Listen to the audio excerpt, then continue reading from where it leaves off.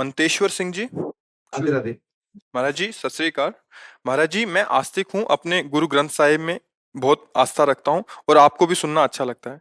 महाराज जी मेरे क्षेत्र में मुझे कई जगहों पर कुछ झूठ बोलना पड़ता है। महाराज जी मुझे बाद में बहुत अंदर से दुख होता है। महाराज जी मेरा मार्गदर्शन करें, मैं कैसे इन दोनों जैसे का मतलब। आप जैसे में बोलिए कि कहाँ झूठ बोलना पड़ता है। जैसे जैसे महाराज जी किसी के साथ काम करें, कई चीज़ों पे ऊपर नीचे बताना पड़ जाता है कि जो पीछे की चीज़ है वो हमको क्लियर नहीं बतानी पड़ती।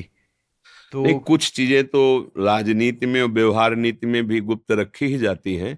उनका छुपाव, जैसे मान लो किसी आर्मी के हेड से कि तुम्हें कसम है सत्य की, तुम बताइए क्या प्लान चल रहा है, बिल्कुल नहीं बताएगा।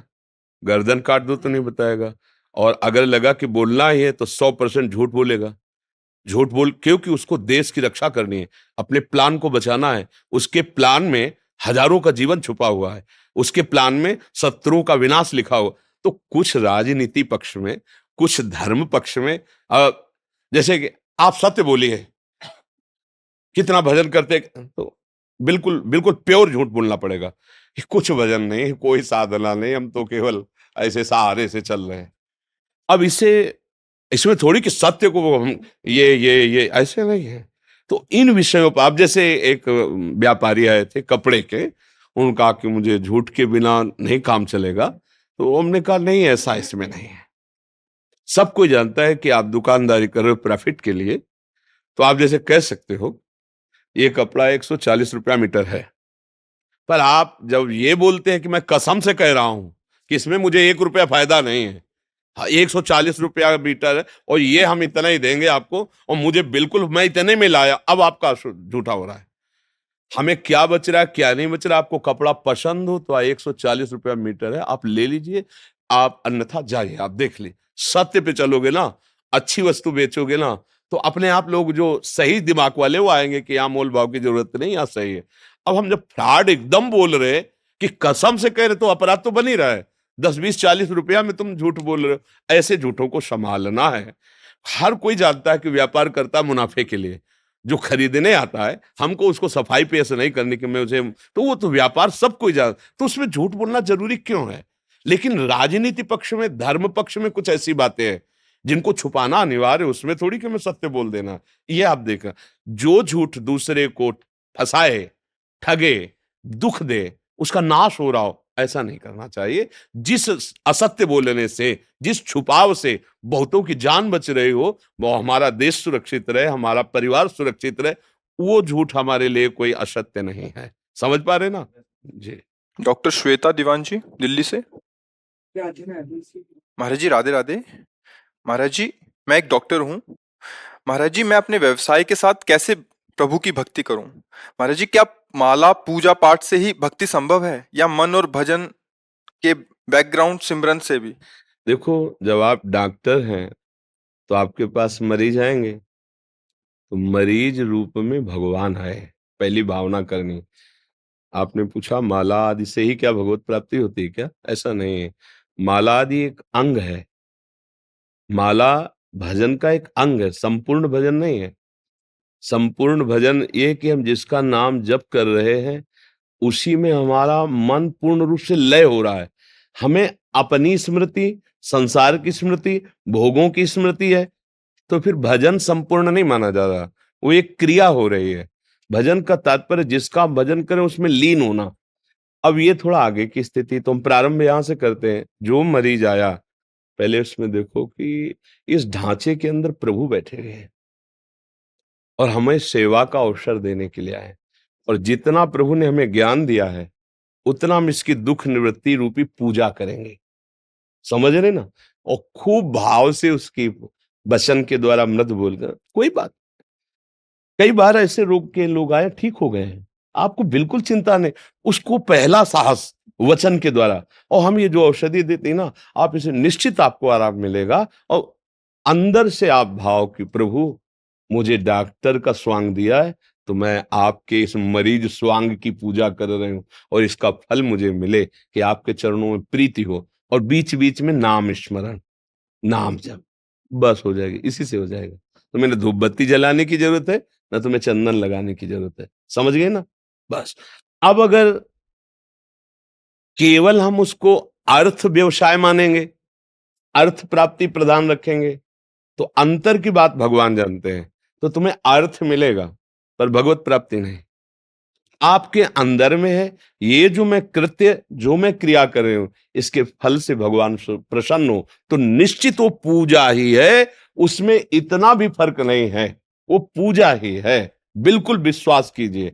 संतों के वचनों पर विश्वास किया जाता ना कि भाई हमें तो संत ने आदेश कर दिया, गुरुवाणी ने आदेश कर दिया, अब हम उसके, हमें पक्का विश्वास, इससे भगवान मिल जाएंगे। बीच बीच में जब आपका स्मरण बने तो नाम जप कीजिए और खूब सेवा कीजिए। कोई जो गंदे आचरण होते हैं वो भगवत प्राप्ति के मार्ग वाले उपासक स्वीकार नहीं करते।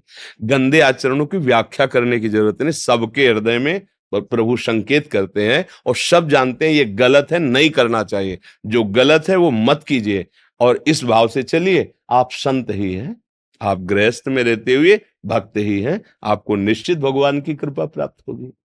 शिखा जी बनारस से। महाराज जी आपके चरणों में कोटि कोटि प्रणाम।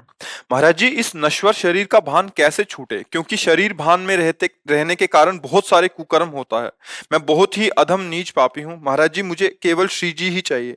महाराज जी कृपा करें। हमारा मन, हमारी बुद्धि, चित्त, अंतःकरण, इसी से स्थूल शरीर संचालित होता है।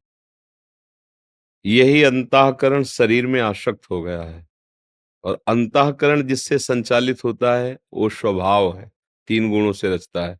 स्वभाव को जहां से बल मिलता है वो मैं हूं, और जो मैं हूं वो भगवान का अंश है। समझ में आए? इसको अच्छे से समझना। अब हम अपने अंशी से सामर्थ्य लें, क्योंकि हमारी सामर्थ्य फंस गई, अंतःकरण में इतनी फंस गई कि मेरा मन जो कुछ कहता है वही मुझे करना पड़ता है। और मेरा मन जो कुछ करता है शरीर से वही क्रियाएं होती हैं। अब मैं निर्णय करने में समर्थ नहीं रह गया। ये मायासक्त जीव पुरुष का, मोहासक्त जीव पुरुष का लक्षण है। अब इसके लिए हमें नया बल चाहिए, जो हमारे पास है उससे काम नहीं बनेगा। नया बल मिलता है नाम से। श्री हरिवंश नाम बल लहो, अपने मन भाई सब कहो, रहो शरण हरिवंश की। यदि हम प्रभु की शरण में, आचार्य की शरण में, गुरुदेव की शरण में होकर और नाम जपना शुरू करें तो निश्चित निश्चित ये शरीर रहते हुए ही शरीर का राग नष्ट हो जाएगा और सब सुख प्राप्त हो जाएंगे। पक्का। इनहिन नयनन सब सुख देखत, अपनो जन्म सुफल कर लेखत। बस आवश्यकता है शरण होकर के खूब नाम जपने की।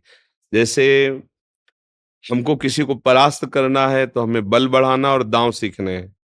कैसे? उसकी कमी देखनी है, दुश्मन की कमी और अपना दांव पेच और अपना बल। तो अपना बल है नाम और दुश्मन की कमी कि हमारे दस्तखत से वो काम करता है। वो हम अगर स्वीकृति न करें तो हमारा मन काम क्रोध युक्त भले हो जाए पर हमसे पाप नहीं करा पाएगा, हमसे चेष्टा नहीं करा पाए। मन का काम है प्रेरणा देना। स्फुरणा हुआ, ये भोग भोगो, ये देखो, ये सुनो, नहीं सुनना, नहीं भोगना। अब बुलाओ कुछ कर ले, हमें बताओ, अंदर की बात है, नहीं ये धर्म विरुद्ध है, मैं नहीं। शांत हो जाएगा। 100 बार स्फुरित होगा, 100 बार जलाएगा, शांत हो जाएगा। क्योंकि आपके बिना वो कुछ कर नहीं सकता, है उसकी कमजोरी है। पर वो आपको इतना तदात्म कर लेता है कि आप और मन अलग हो ही नहीं पाते। आप अपनी मान बैठते हैं, मन की मांग को, इंद्रियों के भोगों को आप अपनी मान बैठते हैं कि मुझे जरूरत है। बस यहीं आप परास्त हो जाते हैं। ये कमजोरी है, शत्रु को परास्त करने की कमजोरी है कि आप उसकी हाँ में हाँ ना मिलाएं, जो धर्म विरुद्ध आचरण उसकी प्रेरणा से ना करें। आप जब ना करना ठानेंगे तो कुछ करवा नहीं सकता। बात समझना। अब ये ना ठानने की जो सामर्थ्य है वो नाम जप से आएगी। हरिवंश नाम बिसरे न छिन, तो श्री हरिवंश सहाय भल। जब इतने बड़े आचार्य गुरु की सहायता होगी तो फिर काम क्रोध कोई भी आचरण हमसे ऐसे नहीं हो पाएंगे जो धर्म विरुद्ध है, जिसे पापाचरण कहते हैं, जिससे हमारी दुर्गति होती है। इसलिए आचार्य गुरु की शरण होकर निरंतर नाम जप करना और मन के द्वारा दी हुई गलत बातें वो पेश करता है आपके सामने। ऐसा कर लो सुखी हो जाओगे, ऐसा देख लो सुखी हो जाओगे, ऐसा भोग लो सुखी हो जाओगे। उसको जांचो, या धर्मयुक्त है? नहीं तो बिल्कुल नहीं, चाहे तू मुझे जला दे चाहे मार दे, मन में तेरी बात बिल्कुल नहीं। अब तक जो तूने कहा किया, अब तुझे जो मैं कहता हूं कहना अब नाम जपना पड़ेगा, अब धर्म से चलना पड़ेगा, अब सत्य मार्ग, अभी आनंद आ जाएगा। इससे लड़ना सीखो। हम लोग मन से लड़ना क्या, उसको सपोर्ट पे सपोर्ट किए चले जा रहे हैं और फिर रोते हैं कि हम तो चाहते नहीं थे पर ऐसी गलती हो गई। प्रायः सबको एक है, हम चाहते हैं कि निकल जाए पर पता नहीं क्या हो जाता है, कोई ऐसा लगता है मेरे दिमाग में बैठ करके मुझसे जबरदस्ती करा रहा, कोई नहीं करा रहा, आपकी स्वीकृति करा रही, आपके दस्तखत करा रहे हैं। मन ने कहा ऐसा कर लो, आपने स्वीकृति दे दी, अब बस इसके बाद आपकी जरूरत नहीं है। वो आपको ऐसी जगह पटकेगा जाके, बाद में आपको हो सकता है कितना बड़ा पाप कर दिया, ये कैसे हो गया, अब कैसे क्या हो, तुम्हारी स्वीकृति से हुआ है, तभी दंड मिलता है उसको। नहीं तो मन की ताकत नहीं कि कुछ भी कर सके, अनुभव की बात कहते हैं। मन हमको केवल सलाह देता है, केवल सलाह, ऐसा देख लो बहुत अच्छा रहेगा, ऐसा भोग लो बहुत अच्छा रहे, ये चुरा लो, ये हिंसा कर, जो प्रेरणा करता है बस चढ़ बैठो उसकी बात पे। नहीं, फिर गिरा दे तो हमें बता ना, अगर वो ऐसे ही गिराता रहता तो आज तक कोई भगवत प्राप्ति कर ही ना पाता ना। फिर कोई मन निग्रही या जितेंद्री होता ही नहीं, कोई संत महापुरुष होता ही नहीं कि भाई कोई नहीं जीत सकता, तो भगवान कहीं ना कहीं तो लिख देते कोई नहीं। भगवान आदेश कर रहे हैं, इस सबसे बड़े ज्ञानियों के दुश्मन काम को मारो, आदेश कर रहे हैं। अर्जुन ये बहुत खाने वाला कभी ना घाने वाला दुश्मन है, चाहे जितना भोग लो कभी तृप्त नहीं है। अब इसका निर्णय करो, जैसे गृहस्थ हो तो एक पत्नी व्रत, एक पति व्रत, धर्म से युक्त होकर, धर्मयुक्त भोग मांग रहा है दस्तखत कर दो, धर्म के विरुद्ध है बिल्कुल नहीं, वो काम क्या करेगा, जलाएगा, उस जलन को सहो, जितना सह गए उतने महान बन जाओगे। जैसे स्वर्ण जलता है तो और तपता है, प्रकाशित होता है, ऐसे ही तुम्हारा हृदय जलेगा, तुम्हारे पाप नष्ट हो जाएंगे। अगर उस जलन से हार कर तुमने फिर क्रिया कर दी, वो बांधता चला जाएगा, वो फिर दुर्गति हो जाएगी। अमित जी लंदन से। राधे राधे। महाराज जी आपके चरणों में कोटि कोटि प्रणाम। महाराज जी मेरा प्रश्न है कि भगवत प्राप्ति क्या है? क्या भगवत प्राप्ति का मतलब मोक्ष है? भगवत प्राप्ति का ऐसा समझ लो जैसे आप भारतीय होकर के लंदन में हो और आपको भारत में ही विश्राम मिलेगा, तो आप वहां करते हुए छटपटाते रहोगे कि ज्यादा से ज्यादा कमा लूं और फिर अपने गांव जाऊं, अपने परिवार अपने घर में मिलूं आके। ऐसे ही हम भगवान के अंश हैं, ममैवांशु, गोस्वामी जी कह रहे हैं, ईश्वर अंश जीव अविनाशी। हम क्या भटक रहे हैं, कभी शरीर सुख में, कभी इंद्रिय सुख में, कभी पद प्रतिष्ठा, पर कहीं कुछ टिकाऊ नजर नहीं आ रहा है, कहीं कुछ। एक क्षण वो इतने बड़े पद में होता है, दूसरे क्षण वो जेल में होता है। एक क्षण में वो बड़े सुख से भोगी शरीर को स्वीकार करके बड़ा गर्वित होता है, दूसरे क्षण में अपने को अस्पताल में देखता है। एक क्षण ये होता है कि बड़ा साम्राज्य फैला, दूसरे क्षण में मृत्यु का समय आ जाता है, कुछ हाथ नहीं लगा, कुछ हाथ नहीं लगा। तो ये है बाहरी दशा। हमको ऐसा साम्राज्य चाहिए, ऐसा सुख चाहिए कि जहां आनंद ही आनंद हो। तो ईश्वर अंश जीव अविनाशी, चेतल अमल सहज सुख राशि, जो चैतन्य है, निर्विकार है, आनंद में सुख राशि है, मैं हूं। और हमारे अंशी जो आनंद सिंधु सुख राशि प्रभु, हमारा उनका, जब तक उनका मिलन नहीं होगा तब तक भटकाव नहीं, कुछ नहीं हाथ लगेगा। आप बताओ, देखो कई अरब रुपया बैंक में जमा है, लड़के बच्चे जिनको जीवन में पाल पोस कर पढ़ाया लिखाया बड़ा किया, बहू बेटा मकान है, सब सुख है, जाने का नंबर आ गया। अब इस घड़ी पर विचार कर, तुम्हारे साथ जाएगा क्या?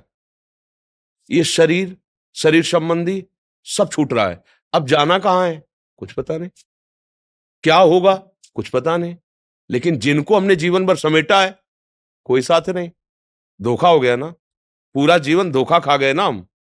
वो तुम्हारी का संपत्ति का उपभोग करेंगे जो तुमको बिल्कुल नहीं जानते, कोई भी तुमको नहीं जानता, तुम अपने को नहीं जानते, न तुमको कोई जानता है और न तुम किसी को जानते हो, केवल बाहरी फोटोओं को मान लिया है, ये सब फोटो है पांच भौतिक, और ये टिकेंगी नहीं, तो धोखा नहीं हो गया जीवन में। इसलिए भगवत प्राप्ति आवश्यक है। हमको अपने घर में ही विश्राम मिलेगा, हमारे घर वाले प्रिया प्रीतम है, प्रभु है, हमारा घर धाम है। आए मिले परिवार आपने, हरिहसि कंठ लगायो, भाग बड़ो वृंदावन पायो। अब आ गए अपने घर। ये हमारा घर संसार शरीर नहीं है, छूटेगा। जो छूटेगा वो अपना जैसे आपको सरकारी बंगला मिला, बढ़िया गाड़ी मिली, तो आपके अंदर चुभेगा कि मेरा नहीं है ये। किसी समय आ सकता है कि आप अमुक जगह ट्रांसफर किए गए, आप खाली कीजिए, तो उसमें आपको कहीं राग नहीं होगा। पूरे बंगले में रहेंगे, गाड़ी प्रयोग करेंगे, पर आपको कोई पूछे कि बहुत बंगला अच्छा है आपका, तो आपको नहीं जी नहीं, ये सरकारी बंगला है। समझ रहे ना? छोड़ने में आपको एक सेकंड कोई दुख नहीं लगेगा, क्योंकि आपको पता है कई बार छोड़ चुके हो, आगे भी छोड़ना है, तो सरकारी आदमी हमें जहां भेजे जाएंगे वहां ठीक है, ऐसे ही ये बंगला गाड़ी मिली। पर हम इसको सरकारी नहीं मानते, नहीं मानते ना। अब आप बंगले पे चारपाई डाल के बैठ जाओ कि नहीं हटेंगे, तो फोर्स आएगा, डंडा मार के जबरदस्ती बाहर करेगा। आगे जो सुविधा मिलने वाली थी वो काट दी जाएंगी कि आपने सरकारी हुक्म को अवहेलना की, आप इसके अधिकारी नहीं हो। ठीक ऐसे ही बहुत बढ़िया बंगला मिला है, ये 9 द्वारों का दिव्य बंगला है। इसमें ज्ञान है, विवेक है, हम पशु थोड़ी है। हर चीज का निर्णय करने की सामर्थ्य है। अब इस बंगले से सरकारी काम कर लो। साधन धाम मोक्ष कर द्वारा, पाए न जे परलोक संभाला। प्रभु की प्राप्ति कर लो। बोले वो काम तो हुआ नहीं, तो सरकारी काम तो किया नहीं, और अवधि पर सरकारी बंगला खाली करा लिया जाएगा। अब आगे उन्नति होगी नहीं, क्योंकि सरकारी काम किया नहीं, इसका दंड मिलेगा तुम्हें। सरकारी काम है, अपना काम बना लो, अपने घर पहुंचो, भगवत प्राप्ति कर लो। सब छीन गया। अब आ गए लाइन में, फिर 83,99,999 योनियों में भटकते, फिर कभी प्रभु कृपा करेंगे, फिर अवसर देंगे। तो इतनी बड़ी चूक काहे को करे? सब कुछ करते हुए, खाते पीते सोते जागते भोगते हुए भी भगवत प्राप्ति हो जाएगी। कैसे? धर्म से भोगो, धर्म से धन कमाओ, खूब नाम जप करो, दूसरों को सुख पहुंचाने की भावना रखो, कृपा भगवान की हो जाएगी, पार कर देंगे वो। गृहस्थों से वो ज्यादा ये नहीं चाहते हैं कि तुम आंख मूंद कर 8 घंटा बैठो। 8 घंटा खूब बलपूर्वक काम करो, परिवार का पोषण करो, नाम जपते हुए, राधा राधा राधा। किसी की हिंसा मत करो, किसी पराई माता बहन की तरफ व्यभिचार दृष्टि मत, अभी आनंद आ जाएगा। अब गंदे काम करो, मतलब कानून के खिलाफ चलोगे ना, और जिस दिन फंस जाओगे उस दिन सब छिन जाएगा। बड़े पदाधिकारी होते हैं, बड़े धनी मानी सम्माननीय पद में होते हैं, जाते हैं कि नहीं जाते हैं? आप लोग तो सब समाचार सुनते हैं, संसार जाते हैं, नहीं जाते? बस एक दिन उनके हुक्म से ये हो सकता था किसी को, आज वो कानून में फंस गए तो उनको अंदर जाना पड़ा। ऐसे ही अपने सब हैं। हमारा जैसे भारतीय संविधान है, ऐसे भागवतिक संविधान है, वेद सिद्धांत, शास्त्र सिद्धांत। अब जो गांव का आदमी पढ़ा लिखा नहीं, वो क्या जाने कानून क्या है? अरे कुछ नहीं होता, लेकिन जब फंसेगा कि तुम्हारे ऊपर 302 का केस लगा, तुम्हारे ऊपर अमुक केस लगा है, और फिर उसको लगता है बात तो सच्ची थी। ऐसे कहते क्या होता है नरक वरक यार, ये सब लिखी पढ़ी बातें हैं, चलो मनमानी करो। और जब फंसेगा तब कानून हो जाए। अच्छा, उस समय अब अवसर नहीं होता, अब तो सजा भोगनी पड़ेगी। उस समय उसको समझ में आ गया कि वास्तविक मेरे से गलती हुई, अब तुम्हारी समझ काम नहीं करेगी, क्योंकि साबित हो गया है, अब दंड विधान होगा। तो वही दंड विधान फिर बड़े बड़ों को भोगना पड़ता है। इसलिए जरूरी है भगवत प्राप्ति। पूरे पीछे के जितने कर्म है वो भस्म हो जाए, कोई कर्म अगला हमको दंड ना दे सके, इसलिए जरूरी है भगवत प्राप्ति। हमारा विश्राम स्थल है भगवान के चरणारविंद। अगर ये नहीं हुआ तो विश्राम नहीं मिलेगा। जिनको तुम अपना समझ रहे हो, जो कुछ अपना समझ रहे हो, वो तुम्हारे अंतिम समय में कोई नहीं होगा। पक्का देख लो, तुम अपने पिता को कितना याद करते हो, कितना स्मरण करते हो। तुम्हें तैयार किया, पढ़ाया लिखाया, पोषा, अगर वो पधार गए तो कभी साल में वो जो पिंडदान करने, वो भी अगर धार्मिक प्रवृत्ति होगी तो नहीं गए गए, तो ऐसे तुम्हारे बेटे क्या तुम्हारी आरती करेंगे रोज क्या? ऐसे ही होगा। कोई नहीं किसी को जानता। बड़े बड़े चक्रवर्ती सम्राट हुए, खंडेर पड़े, कबूतर हग रहे, कुछ नहीं। सत्य वस्तु यही है कि अगर नाम जप लिए तो ये अविनाशी, ये तुम्हारे साथ जाएगा। सत्य से चले, धर्म से चले, ये तुम्हारे साथ जाएगा। वो कहा सब यही पड़ा रहे। इसलिए जरूरी है भगवत प्राप्ति। क्यों? समझ में आ रहा है? महाराज जी, हम जैसे भक्त जो आपकी छत्र छाया से इतनी दूर हैं, उन्हें गुरु भक्ति की प्राप्ति कैसे हो सकती? तो आप दूर कहाँ समझ रहे हो? वामन भगवान ने चरण जब बढ़ाया तो ब्रह्मा जी के सब ब्रह्मलोक पहुंच गया, एक ही चरण में ब्रह्मलोक तक। और दूसरे में सब, तीसरे के लिए जगह नहीं थी, टांग के अंदर ही तो हो।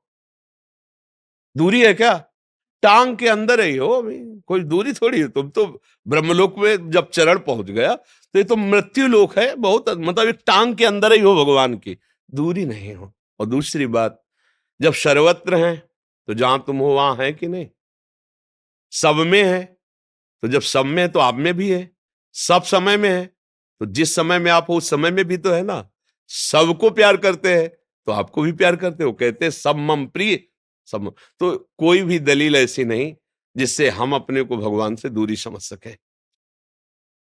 और वैसे लौकिक दृष्टि से देखो तो आज का कलयुग का बहुत कृपा प्रसाद है कि वृंदावन की बात आप ऑस्ट्रेलिया अमेरिका में सुन लीजिए, नहीं सर्च कीजिए तत्काल सुन लीजिए। ये सुविधा तो हमें लगता है सतयुग में भी नहीं होगी, उसमें तो ध्यानस्थ होकर भले कुछ, लेकिन आजकल तो सर्च कीजिए आप सुन लीजिए। तो हमें लगता है रोज का रोज जो भागवती को वार्ता आदि हैं वो सब पढ़ती हैं, आप उनको गौर से सुनिए, ध्यान से, और ऐसा अनुभव कीजिए कि मैं वृंदावन में ये सुन रहा हूं, और आदेश का पालन कीजिए। तो हमें लगता है ये दूरी जो प्राकृतिक दूरी है, हृदय की दूरी नहीं रहेगी। और हृदय की दूरी ना रहना ही नजदीकीपन है। अब कोई हमारे पास रह रहा, मनमानी आचरण कर रहा, हमारी बात नहीं मान रहा, तो सच्ची मानिए वो हमारे समीप नहीं है।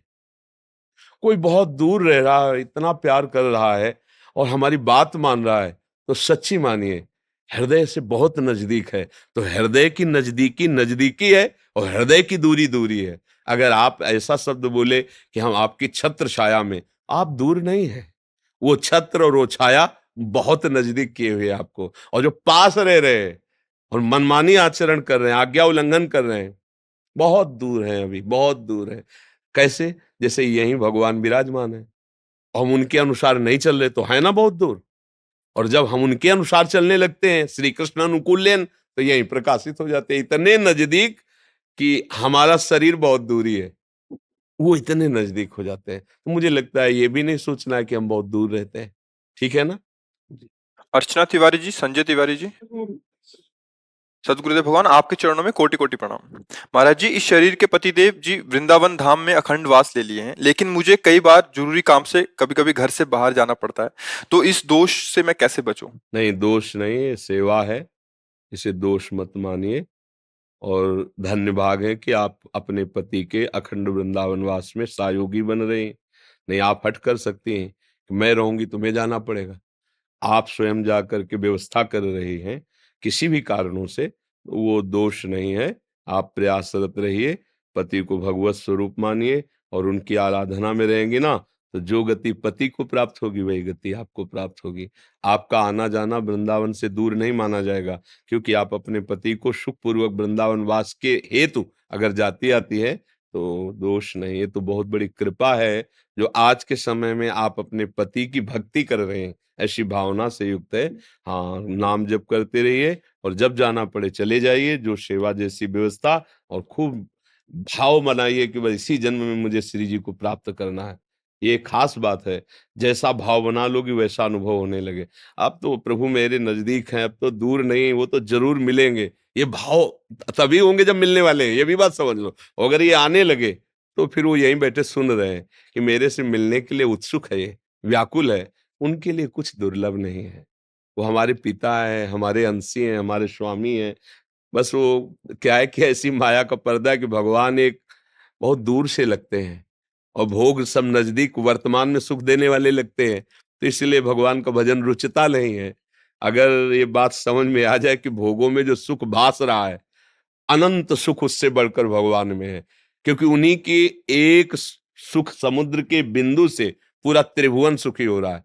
जो आनंद सिंधु सुख राशि, सीकर तय त्रैलोक सुपासी, जिनके एक बिंदु के कण से, सीकर से पूरा त्रिभुवन आनंदित हो, उस आनंद समुद्र की प्राप्ति के लिए मुझे मनुष्य जन्म मिला है।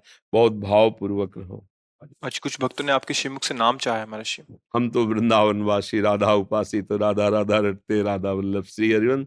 आपको जो प्रिय लगे, जो गुरुदेव ने दिया हो, खूब श्रद्धा पूर्वक नाम जप करो। नाम जपने से ही समस्त विकार नष्ट होते हैं, नाम जपने से ही सारी कामनाएं पूर्ण होती हैं। बिना नाम जपे तो जितना पुण्य उतना उछल लो, इसके बाद फिर कुछ हाथ नहीं लगेगा, और पुण्य नष्ट होने में देर नहीं लगती। लेकिन नाम अविनाशी है, उसे कोई नष्ट नहीं कर सकता। प्रभु का नाम अगर एक बार आपने कृष्ण बोला, राधा बोला, राम बोला, हरि बोला, गुरुदेव बोला, ये अविनाशी नाम है। ये नहीं कि तुम पाप करोगे तो नष्ट हो जाएगा, वो अविनाशी। पाप करोगे तो वो रुक जाएगा, प्रभाव नहीं समझ में आएगा, उसका दंड मिलेगा पाप का। पर वो नाम जितना जपा उतना स्थायी है, वो फिर प्रकाशित है, तुम्हारा अमंगल नहीं होने देगा। खूब नाम जप करो।